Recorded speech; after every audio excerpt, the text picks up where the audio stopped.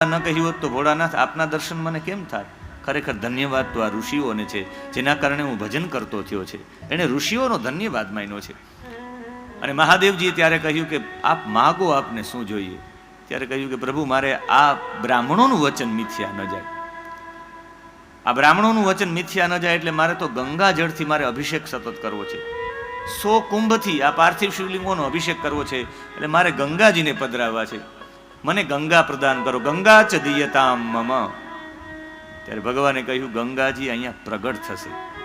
ગંગાજી સહિત ત્યાં બધા દેવતાઓ પ્રગટ થયા અને બધા દેવતાઓએ ગંગાજી ત્યાં જ આવે જે લોકો સૌથી પવિત્ર હોય, પવિત્ર કરવા માટે આવ્યા છે. ગંગાજીના પરચાઓ તો વારંવાર દેવાના છે. અમારે દશાશ્વમેધ ઘાટ ઉપર, જેને ગંગા લહેરી કહેવામાં આવે છે, જગન્નાથ એકો જગન્નાથ ન સ્યાત તરી કાવ્ય મંથનમ ન ભવિષ્યતિ. એકો જગન્નાથ ન સ્યાત તરી સમુદ્ર મંથનમ ન ભવિષ્યતિ. એક જગન્નાથ ન હોત તો સમુદ્રનું મંથન ન થઈ શકે. એક જગન્નાથ ન હોત તો કાવ્યનું મંથન પણ ન થઈ શકે. લવંગી કુરંગી દુરંગી કરોથી. આ જગન્નાથજી છે એને ગંગા લહેરીમાં મુસ્લિમની કન્યા સાથે વિવાહ કર્યા હતા. જો હું પવિત્ર હોય, ગંગાજીને કહ્યું કે તો હું તમારી પાસે નહીં આવું, તમે મારી પાસે મને પવિત્ર કરવા માટે આવો. એક પગથિયાની 52 પગથિયા ઉપર બેઠા હતા દશાશ્વમેધ ઘાટ ઉપર.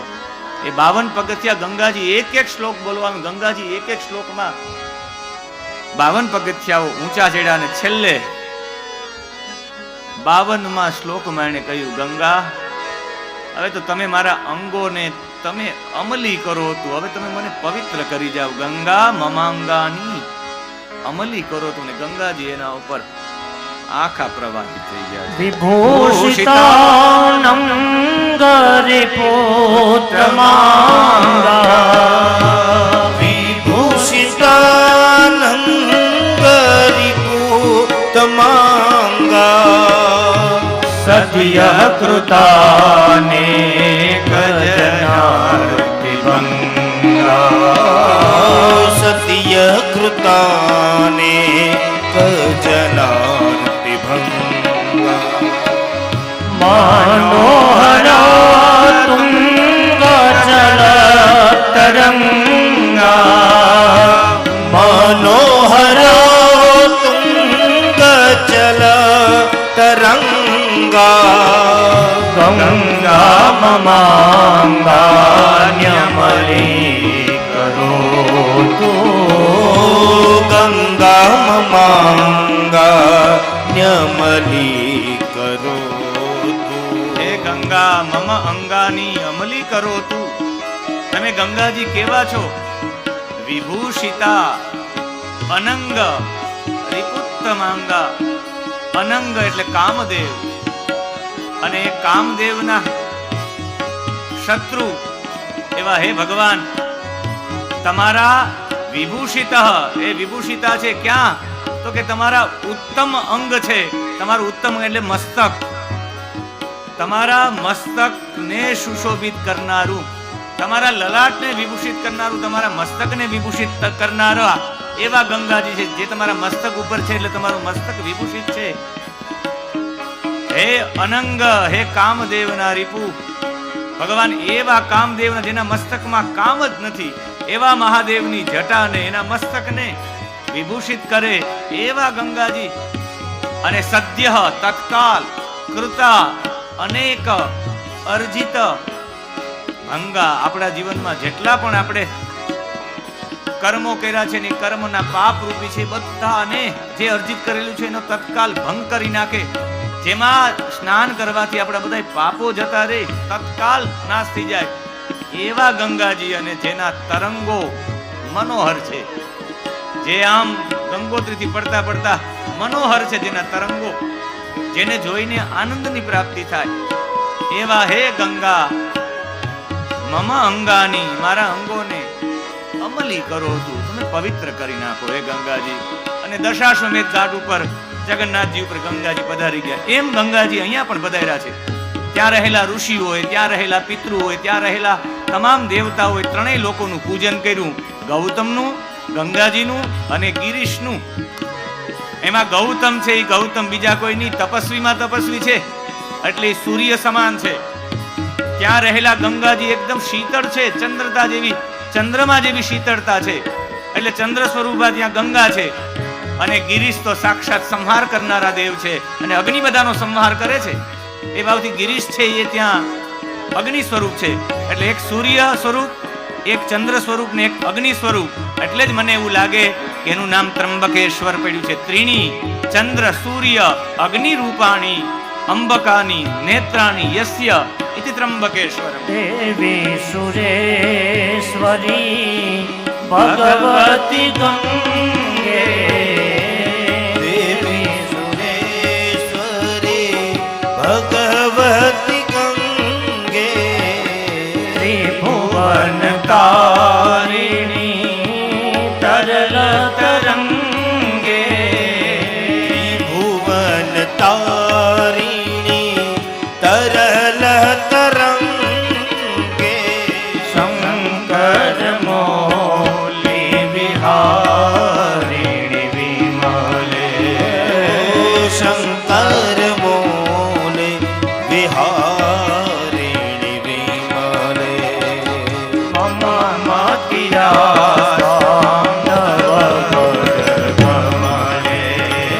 મમ મતિરસ્તં તવ પદ કમલે, હર હર ગંગે, હર હર ગંગે, હર હર ગંગે, હર હર ગંગે, હર હર ગંગે, હર હર ગંગે, ઓ હર હર ગંગે, હર હર ગંગે.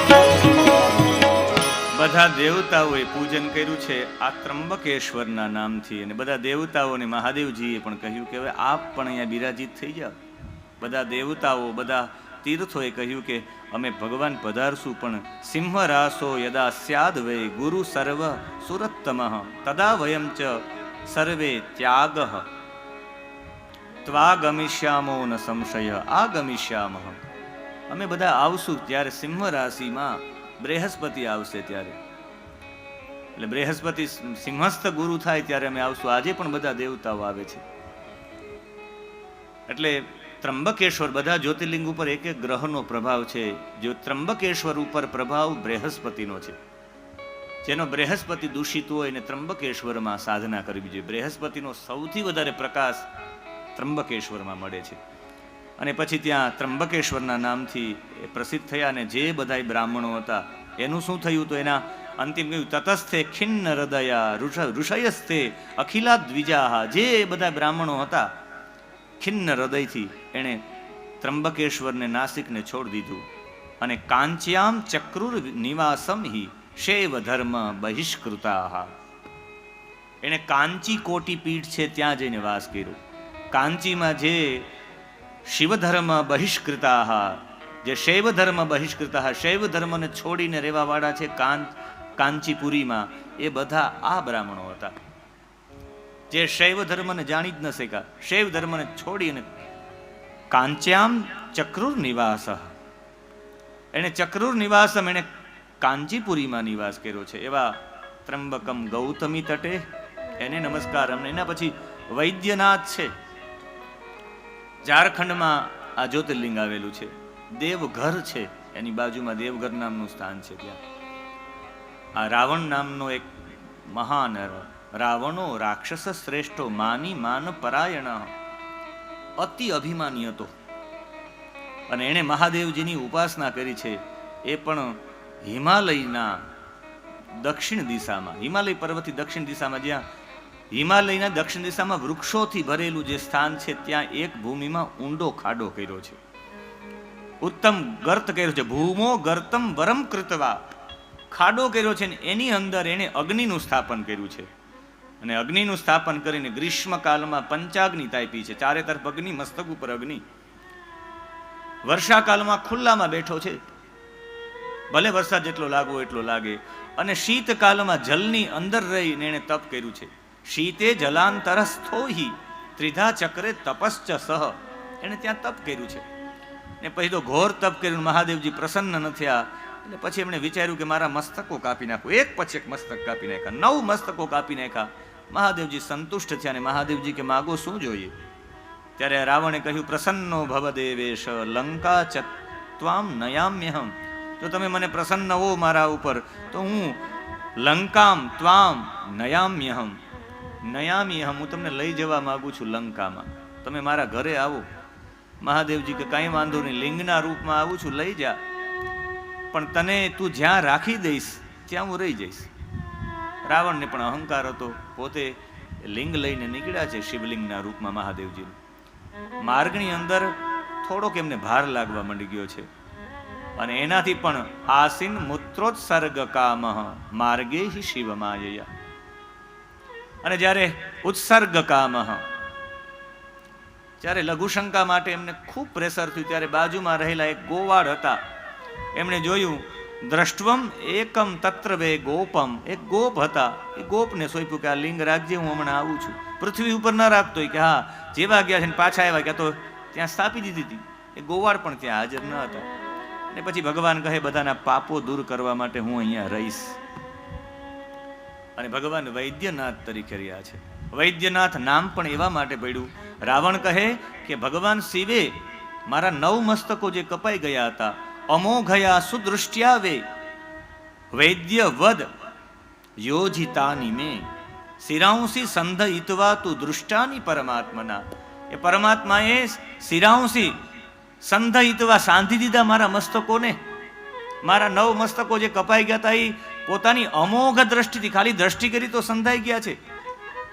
વૈદ્ય, જેમ કોઈ ડોક્ટર હોય, વૈદ્ય હોય, વૈદ્યવદ યોજિતાની મેં, વૈદ્યવત યોજિતાની, એટલે વૈદ્યની જેમ એને યોજન કરી નાખ્યું, મારા મસ્તકોને લગાડી દીધા. વૈદ્યવત યોજિતાની મેં, એટલે વૈદ્યનાથ કહેવાના. એ સાચા અર્થમાં એ વૈદ્યનાથ છે, મારા મસ્તકો લગાડી દીધા. એ ડોક્ટર જ હોય. વૈદ્યનાથ એટલે ડોક્ટરના મહાદેવ. યજમાન પણ આપણા ડોક્ટર છે, એટલે ડોક્ટરના મહાદેવ. એટલે વૈદ્યનાથ છે. વૈદ્યનાથ મારી દ્રષ્ટિએ આરોગ્યમ ભાસ્કરાદ ઈચ્છેત, આરોગ્યમ ભાસ્કરાદ ઈચ્છેત, એ ન્યાયથી સૂર્યનો સૌથી વધારે સારો પ્રભાવ, જેને સારું આરોગ્ય રાખવું હોય, એ વૈદ્યનાથમાં સૂર્યની ઉર્જા મેળવવા માટે જાય. જેમ ચંદ્રમાની ઉર્જા મેળવવા માટે સોમનાથમાં જવું પડે, જેમ બૃહસ્પતિની ઉર્જા મેળવવા માટે ત્રંબકેશ્વરમાં જવું પડે. અને રાવણને પોતાના મહાદેવજી પાસે એ તો માંગ્યું કે લંકામાં મારી સાથે ચાલો, પણ બીજું એમને માંગ્યું હતું કે મારી અંદર અતુલ્ય બળ પ્રાપ્ત થઈ જાય. પોતે અતુલ્ય બળ માંગ્યું છે, અને મહાદેવજી કહ્યું જાઓ તમને અતુલ્ય બળ પ્રાપ્ત થાય. અને પોતાને એવું હતું કે મારાથી કોઈ વધારે બળવાન થઈ જ ન શકે. અને રાવણે અતિ બળ પ્રાપ્ત કરીને પોતાની જાતને બધા લોકોને હરાવવા નીકળી ગયો છે. જ્યાં જાય ત્યાં બધા રાવણથી ડરે, રાવણથી ડરે. વાલ્મીકી રામાયણના ઉત્તરકાંડમાં કથા છે.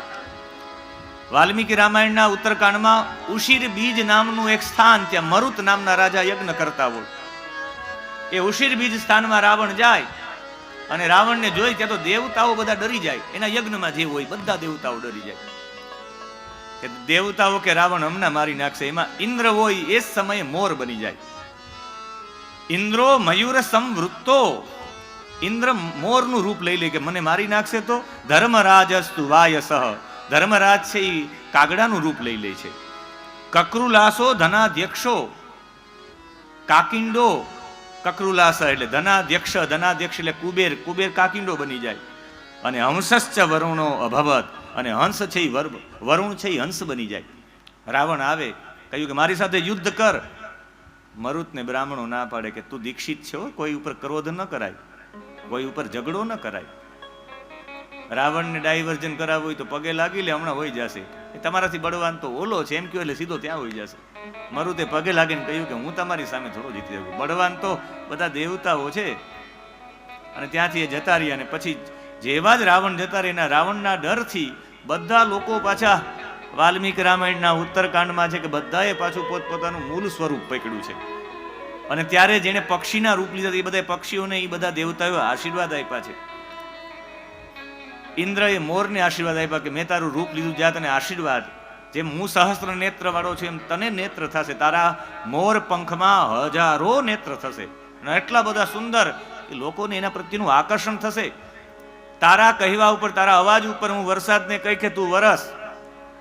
ઇન્દ્ર આદેશ કરે છે જ્યારે મોર ટહુકારો કરે છે, કે કામ એ કામ નીલકંઠ પ્રિય હમૈયા, ટહુકારો કરે તો વરસાદને આવવું પડે. આશીર્વાદ ઇન્દ્ર આપ્યા છે. ધર્મરાજસ્તુ વાયસઃ, ધર્મરાજે યમે આશીર્વાદ આપ્યા કે મેં હે વાયસ, હે કાગડા, મેં તારું રૂપ લીધું જ્યાં હું તને આશીર્વાદ આપું કે યથાન્યે વિવિધૈ રોગૈ પીડયંતે પ્રાણીનો મયા, બધા પ્રાણીઓને હું પીડા આપું અનેક અનેક રોગથી, પણ તને એક પણ રોગ નહીં થાય.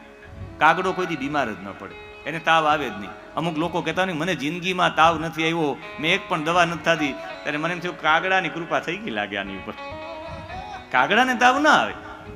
અને એમને એ પણ કહ્યું કે એના પણ તે ન મેં પ્રભવિષ્યંતી મયી પ્રીતે ન સંશય. આ બધું થશે જે લોકો તને જમાડશે પૃથ્વી ઉપર, મારા યમલોકમાં કોઈ એનો વ્યક્તિ હશે તો એ ત્યાં તૃપ્ત થશે. એટલે કાગડાને બધું પધરાવવામાં આવે. કાકોપી વાયસોપી બુંગતે કરીને પધરાવવામાં આવે. કાગડાની મોટા ભાગની પ્રજોત્પત્તિ છે એ મોટે ભાગે એના ઈંડા કોષિત થતા હોય, એ મોટે ભાગે ભાદ્રપદમાં જ થતા હોય. અને ભાદ્રપદ માસમાં એ કાગડા છે, એ કાગડો એના બાળકોને ભોજન લેવા માટે, કે કાગડાની પત્ની એ ભોજન લેવા માટે બહુ દૂર ન જાય, એના બાળકોને છોડીને જઈ ન શકે. એટલે આપણા ઋષિઓ એક વ્યવસ્થા એ પણ રાખી, ત્યારે કાગવાસ નાખો. એ ભોજન પોતે પણ લઈ જાય, પોતાના બાળકો માટે લઈ જાય, ને એ બાળકોને મોટા કરે એટલે બહુ દૂર ન જાય, ગામડામાં જ વ્યવસ્થા થઈ જાય એના બાળકો માટેની. અને કાગડો થાય તો જ સમજવાનું કે પીપળો થાય. કાગવિષ્ટા સમુત્પન્ન પંચૈતેતિ પવિત્રતા ઉચ્છિષ્ટમ શિવ નિર્માલ્યમ. આજે જોવા જઈએ તો 5 વસ્તુ સૌથી અપવિત્ર છે. ઉચ્છિષ્ટમ શિવ નિર્માલ્યમ વમનમ શવકર્પટમ કાગવિષ્ટા સમુત્પન્ન પંચૈતેતિ પવિત્રતા. 5 વસ્તુ સૌથી અપવિત્ર છે, તોય આપણે એને પવિત્ર માનીએ છીએ. એનું કારણ છે કે એનો પરમાત્મા સાથે સંપર્ક થઈ ગયો છે. અપવિત્રમાં પવિત્ર વસ્તુ પણ ભગવાન સાથેનો સંપર્ક થાય એટલે પવિત્ર થઈ જાય. ઉચ્છિષ્ટમ, ખરેખર ગાયનું દૂધ છે એ તો જૂઠું કહેવાય. વાછરડું આમ દૂધ પીવે ને પછી આપણે દોઈએ એટલે જૂઠું ન કહેવાય. એટલે તો આપણે ગામડામાં બેનો એક ધૂન બહુ ગાતા હોય, અને એમાં ખાસ કરીને મહાદેવજી માટે શ્રાવણ મહિનામાં તો બધા ગાતા જ હોય, લગભગ મોટા ભાગના બેનો. અને એમાં બધી વસ્તુ અશુદ્ધ લઈને આવ્યો છું એવો ભાવ આમાં છે, અને એ ભાવ સાથે બેનો ગામમાં રજૂ કરતા હોય છે. અમે તમારા દ્વારે આવ્યા મહાદેવજી, અમે તમારા દ્વારે આવ્યા મહાદેવજી, અમે તમારા દ્વારે આવ્યા મહાદેવજી, અમે તમારા દ્વારે આવ્યા મહાદેવજી. ફૂલ લાવ્યા ફૂલ નથી ચોખા મહાદેવજી, ફૂલ લાવ્યા ફૂલ નથી ચોખા મહાદેવજી, રે ફૂલ પેલા ભમરડે અભડાવ્યા, રે ફૂલ પેલા ભમરડે અભડાવ્યા. અમે તમારા દ્વારે આવ્યા મહાદેવજી, અમે તમારા દ્વારે આવ્યા મહાદેવજી. એતદ ગીતમપી સંસ્કૃતમેવ રચિતમ યદા તદા ગુર્જરે તો ભવતી એતદ ગીતમ યદા તદા સંસ્કૃતજ્ઞાઃ સમાગચ્છન્તિ તસ્મિन् કાલે સંસ્કૃતે અપી ભવતી. પુષ્પમ આનયામિ પુષ્પમ શુદ્ધમનાસ્તિ, પુષ્પમ આનયામિ પુષ્પમ શુદ્ધમ અનાસ્તિ, એતદ પુષ્પમ અમુના બ્રહ્મરેણ દૃશ્યતે, એતદ પુષ્પમ અમુના ભ્રમરે ન દૃશ્યતિ. અમે તમારા દ્વારે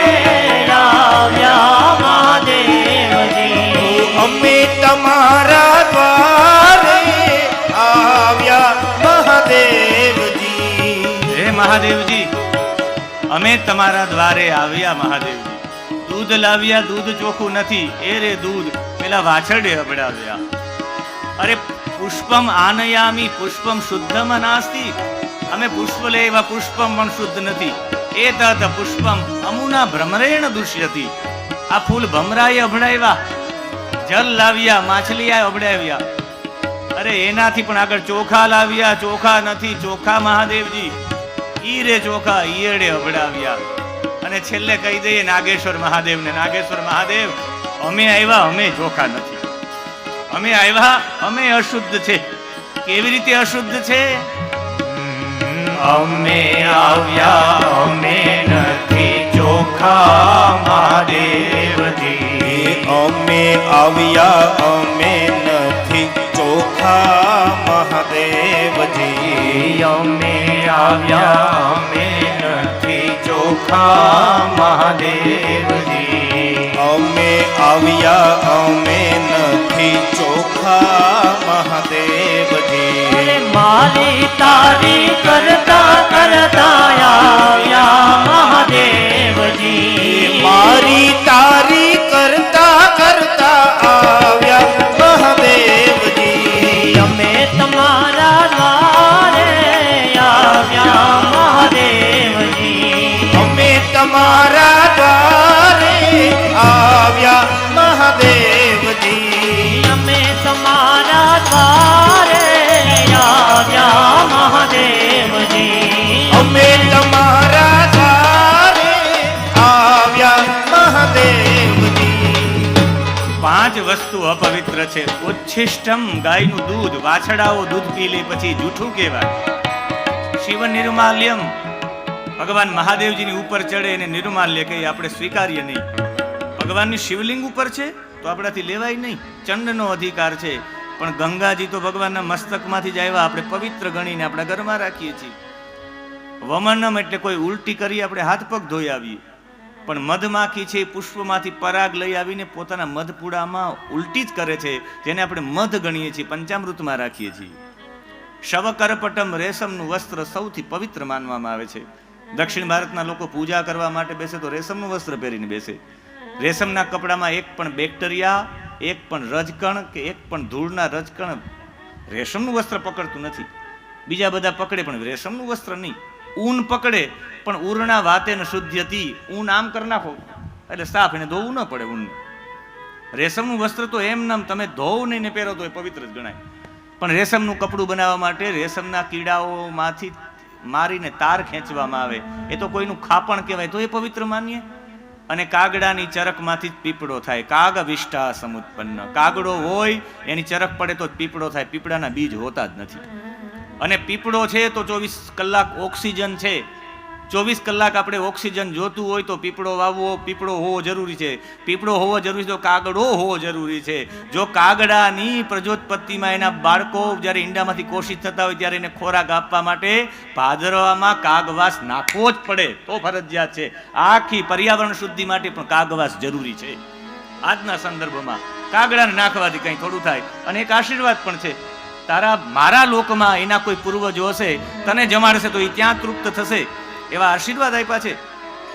ધર્મરાજસ્તુ વાયસઃ, ધર્મરાજે કાગડાને આશીર્વાદ આપ્યા, મેં તારું રૂપ લીધું છે.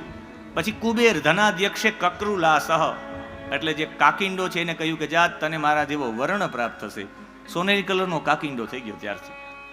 અને પછી હંસશ્ચ વરુણો અભવત, હંસ હતો એ વરુણ બન્યા. હંસે કહ્યું, પેલા હંસનો રંગ આખો શ્યામ હતો, સફેદ કલરના પેલા હંસ હતા જ નહીં.